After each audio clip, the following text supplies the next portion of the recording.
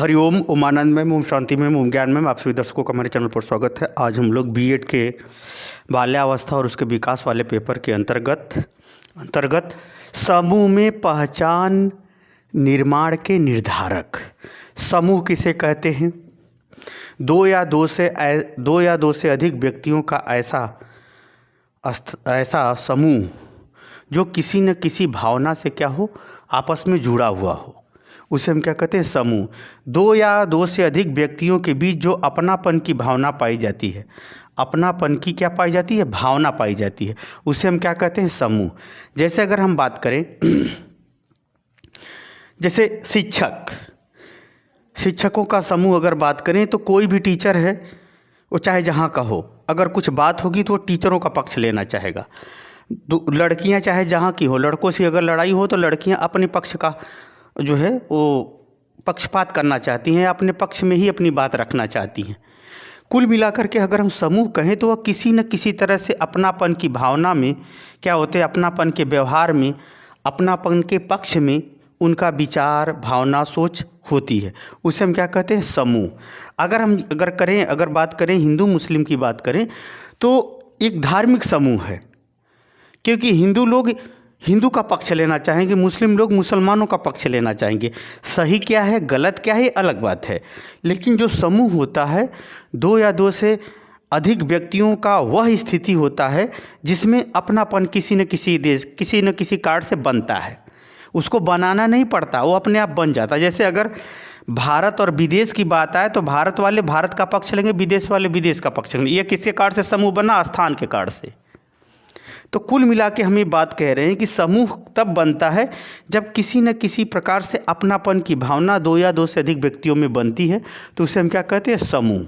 और इसमें जो समूह होता है, इसमें बिना नेतृत्व के ही सब लोग अपने आप का नेतृत्व करते हैं। इसमें एक के हाथ में नेतृत्व नहीं होता, सबके हाथ में नेतृत्व होता है, लेकिन लक्ष्य एक ही होता है, अपनापन एक ही होता है।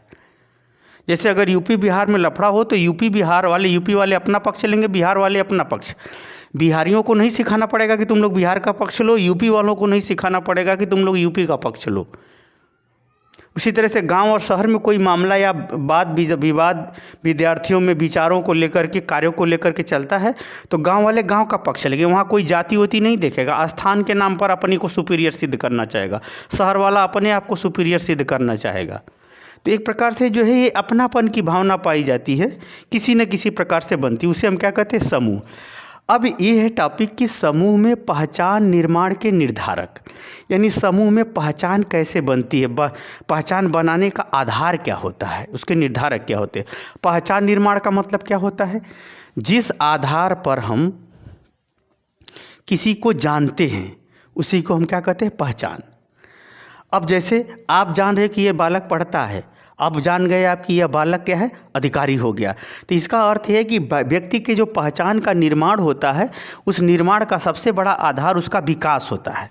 उसके विकास का जैसा स्वरूप होगा, यहाँ समूह के तौर पे पूछा गया है तो सामूहिक रूप समूह में उसके विकास की जैसी स्थिति होगी, जैसी उसकी भूमिका होगी, यानी विकास करते करते किस पद पे पहुंचा है और उस पद पे पहुंच के क्या कार्य कर रहा है, तो उसके आधार पर उसकी समूह में पहचान बनेगी।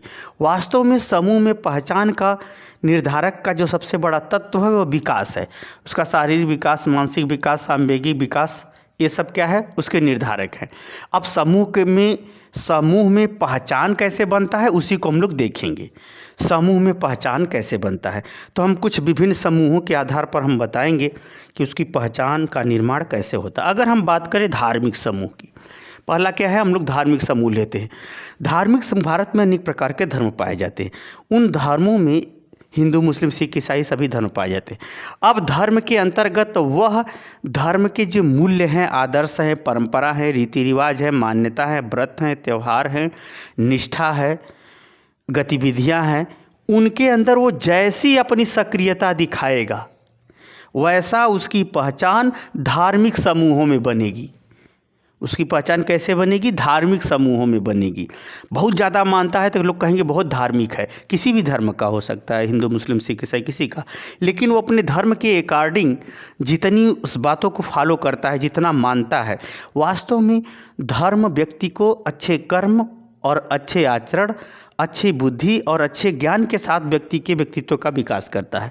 तो धर्म पक्षपात नहीं होता, धर्म निरपेक्ष होता है, सत्य उसमें न्याय निहित होते हैं। तो व्यक्ति जितना ही धार्मिक आचरण करता है उतना ही वो व्यक्ति अच्छा होता है। अगर व्यक्ति धार्मिक आचरण कर रहा है, अच्छा नहीं है, तो इसका अर्थ है कि वो धर्म को न जानता है न समझता है। धर्म व्यापकता होती है, धर्म में सत्य और न्याय आधारित होते हैं, धर्म में सच्ची नीतियाँ होती हैं, धर्म में व्यक्तिगत और सामाजिक कल्याण होते हैं।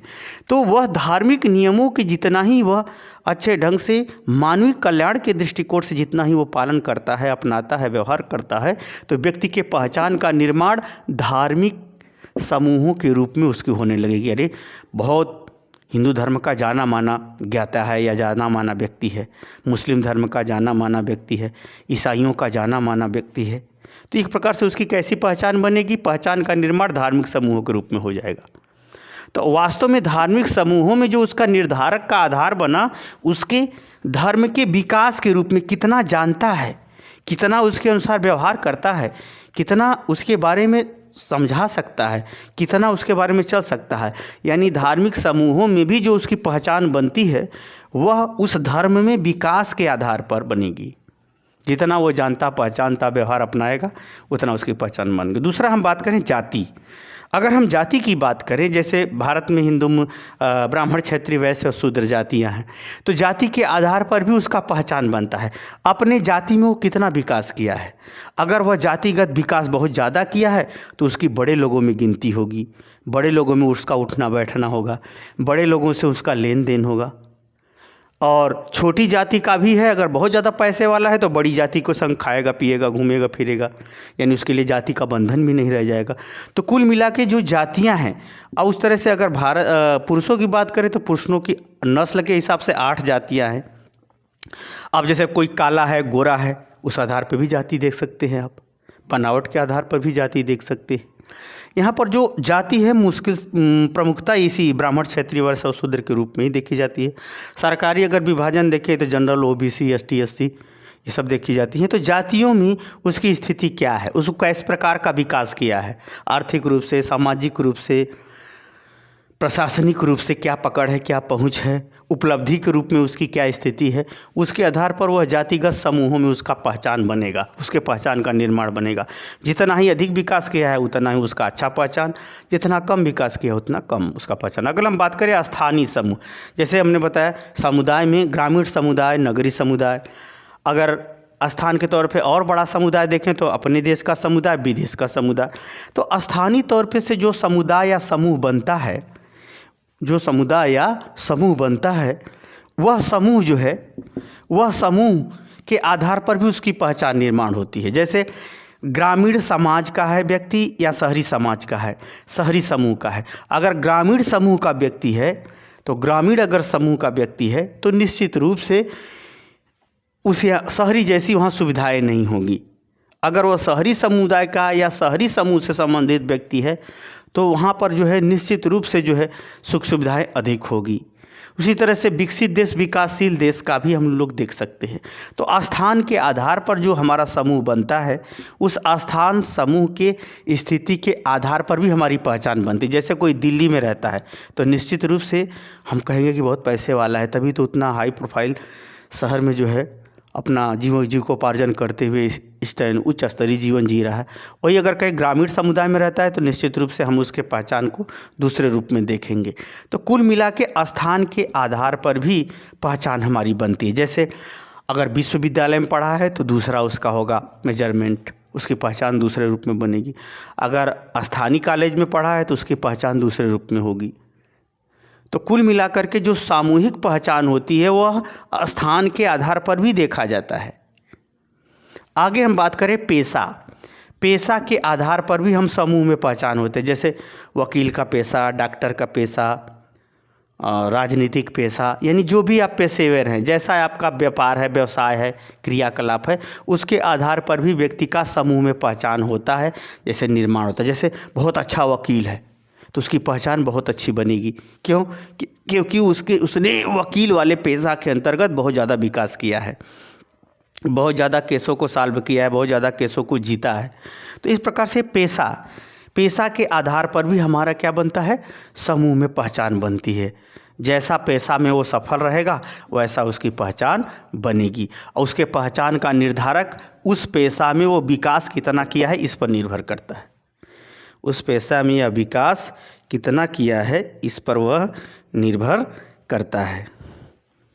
अगर हम बात करें आगे की, सांस्कृतिक की वजह से भारतीय संस्कृति, विदेशी संस्कृति, हर धर्म की अपनी अपनी एक संस्कृति होती है।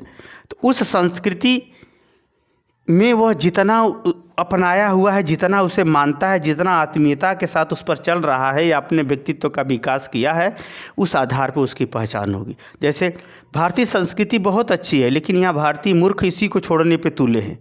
कहते हैं जबान से अच्छी है, लेकिन इसको धीरे धीरे छोड़ते ही जा रहे हैं। कुल मिला के अगर हम बात करें तो सांस्कृतिक गतिविधियों में, यानी खान पान, रहन सहन, बोली भाषा, सभ्यता, शैली, ये जो है ये जैसी होगी आपकी, वैसा भी आपका समूह में पहचान बनेगा। समूह में, समाज में आपका पहचान निर्मित होगा। आप संस्कृति को मानते हैं, उसे पूरी तरह अपनाए हैं, तो आपकी पहचान होगी कि नहीं बहुत कट्टर है अपनी संस्कृति के प्रति, अपने समाज के प्रति। अगर ऐसा नहीं है तो आप कम होगा। तो कुल मिला के अगर हम बात करें तो समूह विभिन्न प्रकार के होते हैं। धर्म के नाम पर भी समूह होते हैं, जाति के नाम पर भी समूह होते हैं, स्थान के नाम पर भी समूह होते हैं, पेशे के नाम पर भी समूह होते हैं। पेशा तो बहुत सारे, व्यापारियों का व्यापारी समुदाय समूह, उसी तरह से सांस्कृतिक समूह का भी अपना होता है। इस आधार पे व्यक्ति का क्या होता है, पहचान सामूहिक रूप से बनता है। वह सामूहिक रूप से किस पर बनेगा, जितना उस क्षेत्र में वह विकास किया है उतना बनेगा। जितना उस समूह में क्या किया है, विकास किया है, उतना उसका जो है वह सामूहिक पहचान निर्मित होगी। और उस सामूहिक पहचान उस क्षेत्र में जितना वह विकास किया है उसी पर वह निश्चित होता है। तो मुझे उम्मीद है कि समूह में पहचान निर्माण का जो निर्धारक है, उस समूह में वो विकास कितना किया है, विकास करके पद और स्थिति क्या पाया है, यानी कौन सी पद पे पहुंचा है, किस स्तर पे पहुंचा है और उस पे क्या कर रहा है, इस पर निर्भर करता है। इन सब सारी बातों को मुझे उम्मीद है कि आप समझ गए होंगे। समझ गए हैं तो कमेंट बॉक्स में ज़रूर बताइए। साथ ही मेरे चैनल को लाइक शेयर सब्सक्राइब कीजिए। हरिओम।